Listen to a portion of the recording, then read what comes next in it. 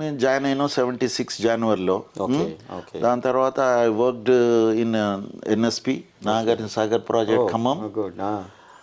దాని తర్వాత అక్కడి నుంచి ఎక్కువైన ఖమ్మంలో ప్రాజెక్ట్స్ బాగా చేసి ఖమ్మము అంటే నాగార్జున సాగరు కెనాలు 100 మైల్ నుంచి దాని ఎక్స్టెన్షన్ దాకా ఆయన పీరియడ్లో జరిగింది అన్నట్టు. అసలు మొత్తం అందులో మేము పనిచేసాం. మున్నేరు అక్విడక్ట్ మీద నేను పనిచేశాను. ఓకే.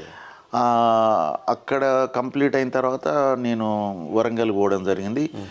మన ఒక సంవత్సరం మైన్ ఇరిగేషను ఇన్వెస్టిగేషన్లు చేసినాక హుజురాబాద్ సర్కిల్ మన గుర్రం కోటిరెడ్డి గారు లెజెండరీ ఇంజనీర్, నిన్ననే వారిది సెంటనరీ సెలబ్రేషన్స్ అయిండే.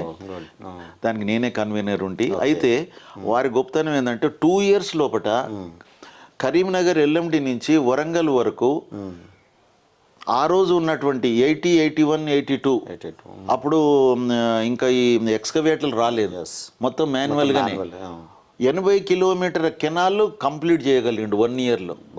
ఆయన అడ్మినిస్ట్రేషను ఆ కథ, ఆయన పని చేసే వాళ్ళకి పని ఇచ్చిండు అన్నట్టు. అదేవిధంగా నేను సెకండ్ ఇయర్కి పోయినా, నేను స్ట్రక్చర్స్ ఉండేప్పటికి నాకు ఒక స్ట్రక్చర్ ఇచ్చారు.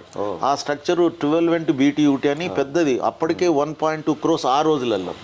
అది కరీంనగర్ వరంగల్ బార్డర్లో ఉన్నటువంటి స్ట్రక్చర్.